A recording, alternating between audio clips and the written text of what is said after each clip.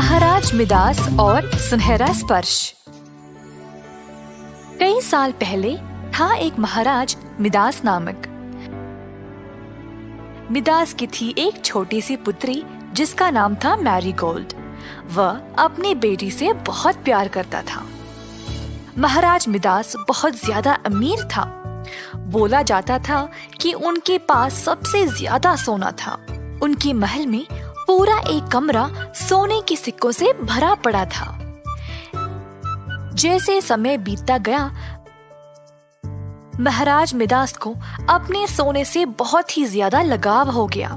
बल्कि उनको अपनी बेटी मैरीगोल्ड से भी ज्यादा प्यार अपने सोने के साथ था। इतना सोना होने के बाद भी वह और सोना पाने के लिए लालची बन गए। एक बार वह अपने सोने के कमरे में बैठकर सोने के सिक्के गिन रहे थे जब एक परी उनके सामने प्रकट हुई। परी का चेहरा सुंदर और उज्जवल था और उसके पंख सूर्य की तरह रोशन थे। उसके हाथ में थी एक अनोखी छड़ी जिसको भी पंख थे। मिदास, तुम दुनिया की सबसे अमीर आदमी हो।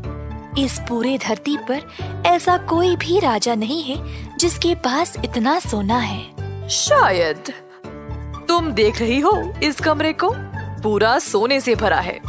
परंतु मेरी इच्छा है कि मुझे और सोना मिले, क्योंकि इस दुनिया में सोने से बेहतर और कुछ भी नहीं।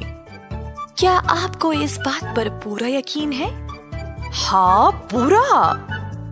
अगर मुझे आपकी कोई एक इच्छा पूरी करनी हो तो क्या आप मुझसे और सोना मांगोगे? अगर मेरे पास सिर्फ एक ही इच्छा है तो मैं ये मांगूंगा कि मैं जो भी छूऊं वो सोने में बदल जाए। मैं तुम्हारी इच्छा पूरी करूंगी। कल सूर्योदय से तुम जो भी छूओगे वो सोने में बदल जाएगा। पर मैं तुम्हें चेतावनी दे दूं कि यह शक्ति तुम्हें खुश नहीं रखेगी। मैं ये जोखिम ले लूंगा। अगली सुबह महाराजा मिदास जल्दी उठा। वह उत्सुक था कि परी का दिया हुआ वरदान सच हुआ या नहीं। सूर्योदय होते ही मिदास ने हल्के से अपने बिस्तर को छुआ और बिस्तर सोने में बदल गया।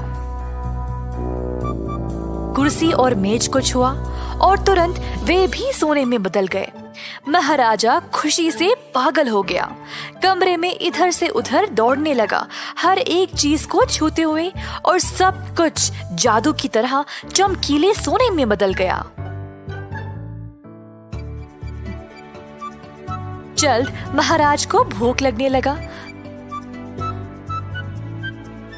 तो वह नाश्ता करने तैयार हुआ। जब उसने पानी का ग्लास उठाया तो ग्लास के साथ साथ पानी भी सख्त सोने में बदल गया।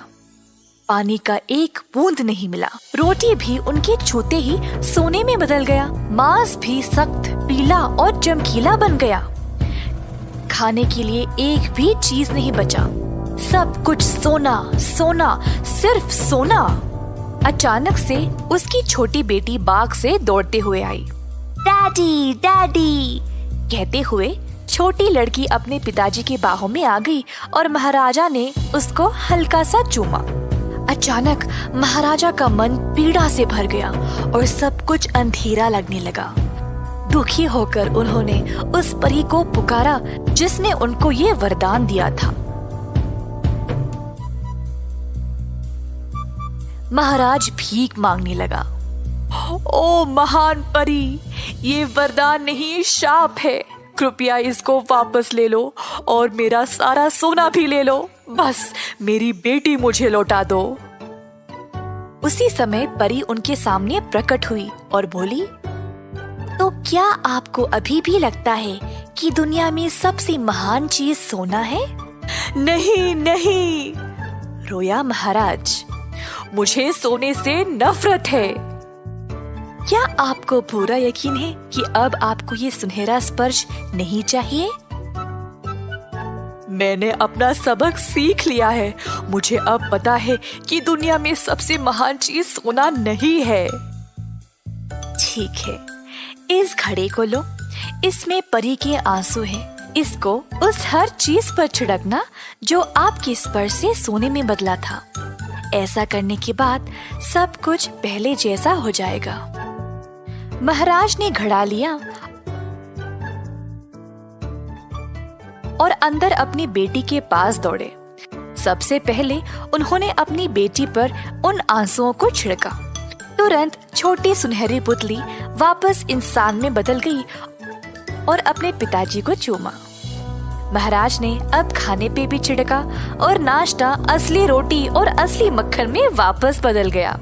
महाराज को सोने से इतनी नफरत हो गई थी कि उन्होंने बाकी के सारे चीजों पर भी छिड़का जो कुछ सोने में बदला था। उस दिन महाराज ने एक बहुत कीमती सबक सीखा कि सोना से दुनिया की सारी खुशियां भी नहीं खरीद पाओगे।